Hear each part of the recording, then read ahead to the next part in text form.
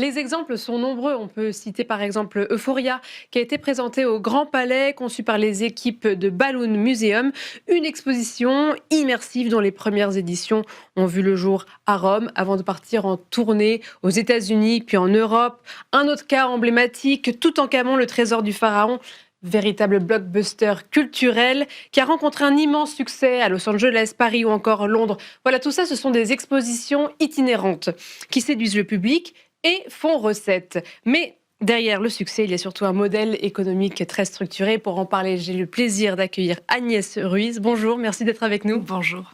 Vous êtes consultant spécialisé dans les expositions itinérantes et vous travaillez actuellement avec le Muséum d'histoire naturelle à New York. Alors pour commencer, j'ai cité quelques exemples. Là, vous travaillez avec un musée à New York. Qui sont les acteurs derrière ces expositions itinérantes? Est-ce que c'est des acteurs privés? Est-ce que ce sont des acteurs publics? Qui sont-ils? Alors on va trouver une variété d'acteurs, comme vous le disiez. Donc on peut avoir des acteurs publics ou parapublics. En France, on a des musées très renommés comme la Cité des sciences et de l'industrie, tout ce qui est le Grand Palais, réunion des musées nationaux.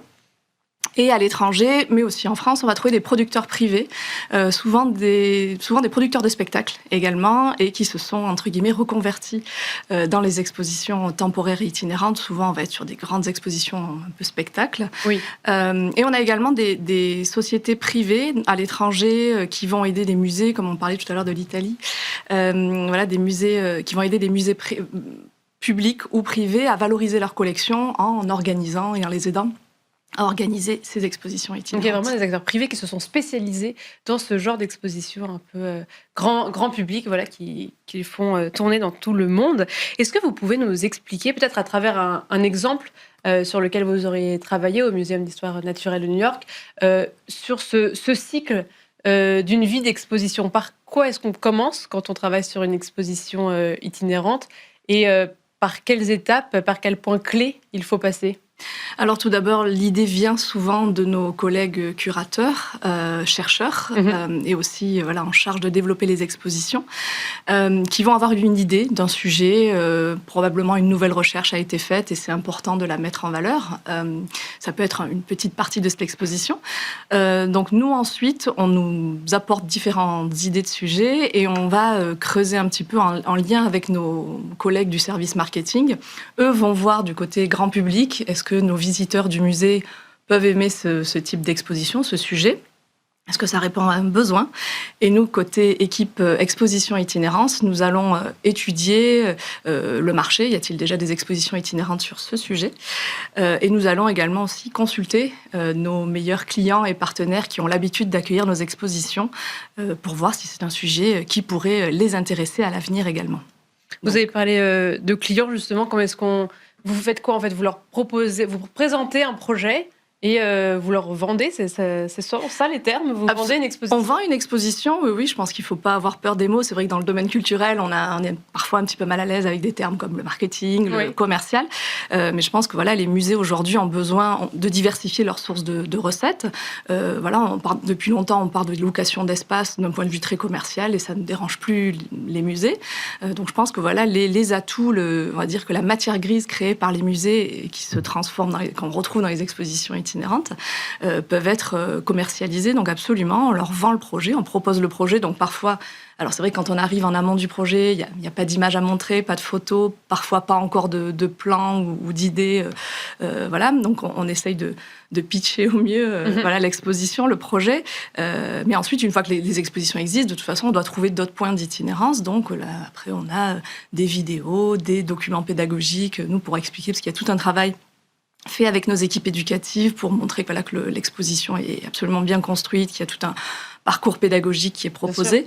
Et donc ça, ce sont des outils que nous créons, des brochures, des emailing, etc., que nous envoyons à nos clients. Et vous vous adressez, qui sont les clients? Ce sont des musées publics, des espaces d'exposition?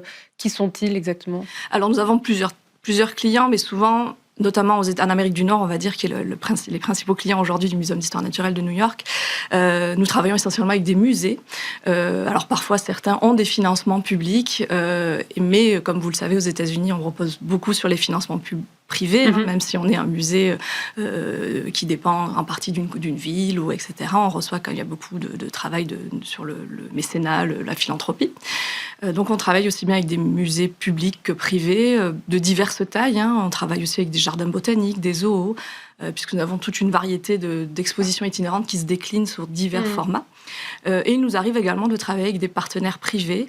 Nous avons fait des projets en Chine avec un producteur privé qui avait reproduit une de nos expositions et qui l'a fait itinérer ensuite dans plusieurs musées en Chine. Donc voilà, on a vraiment toute une variété de clientèle également. Justement, par rapport au financement, ce qui est intéressant, c'est que du coup, on peut amortir des projets qu'on a déjà réalisés. Est-ce que ce sont 2 financements différents, la production initiale et ensuite la mettre en itinérance?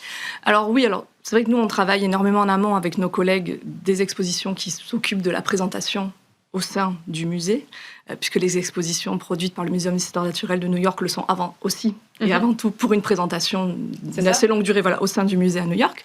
Mais ensuite, effectivement, cela nous permet, comme vous le disiez, d'amortir l'investissement qui a été fait initialement pour nous, mais également pour les musées qui accueillent, c'est-à-dire que de louer une exposition sur un temps relativement court, 4 à 6 mois en moyenne, leur coûte moins cher que de produire une exposition totalement sur une durée du début. Voilà, exactement. Donc c'est une bonne opération pour tout le monde, puisque comme je vous le disais, nous, ça nous permet d'amortir nos coûts d'investissement, et pour les musées qui vont accueillir, d'avoir une exposition événement pour beaucoup moins cher qu'une production maison.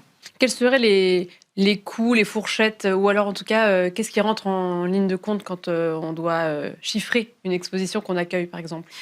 Alors, pour les personnes qui vont accueillir une exposition, nous, c'est vrai qu'on va définir un tarif de location qui est souvent lié. Est-ce que l'exposition est récente? Est-ce qu'elle est très technologique? Donc on prend en compte toutes ces choses-là. Est-ce que le sujet est plus ou moins attractif? Est-ce que c'est une expo grand public, blockbuster, comme on les appelle? Ou est-ce que c'est un sujet plus confidentiel ou de fond?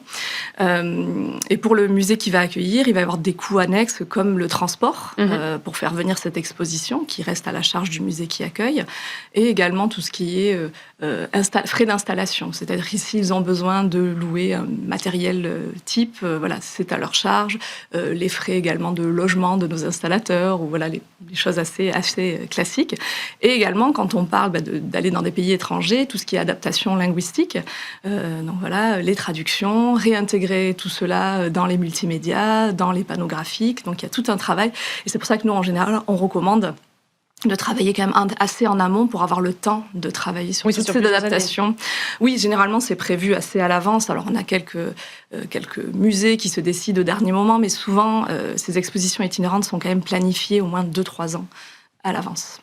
Et ce qui est fondamental, j'imagine, c'est quand même donc d'adapter tout le travail qui est réalisé pour adapter l'exposition au lieu de nouvelles implantations. Donc, on pense, j'imagine, ne serait-ce qu'à l'adaptation de l'espace, mais peut-être qu'il y a aussi les nouveaux publics.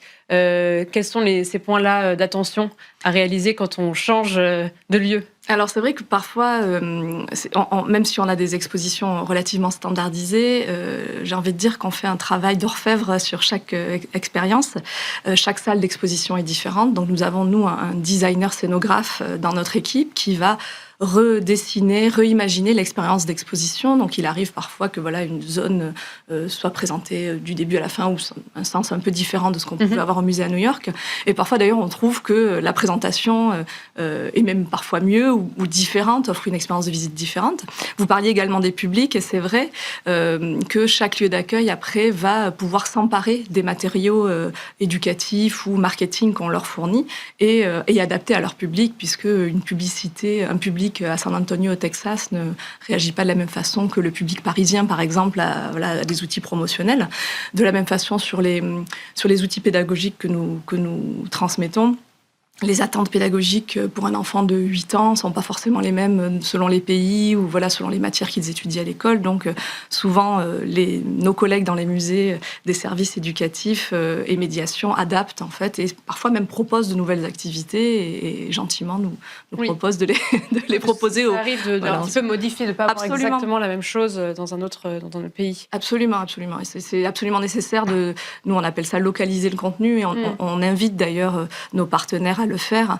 Nous avons une exposition qui s'appelle Mythic Creatures, donc qui est sur les créatures mythiques et voilà, qui parle d'un point de vue historique, mais également artistique, scientifique, voilà, sur tous les mythes qu'on peut connaître.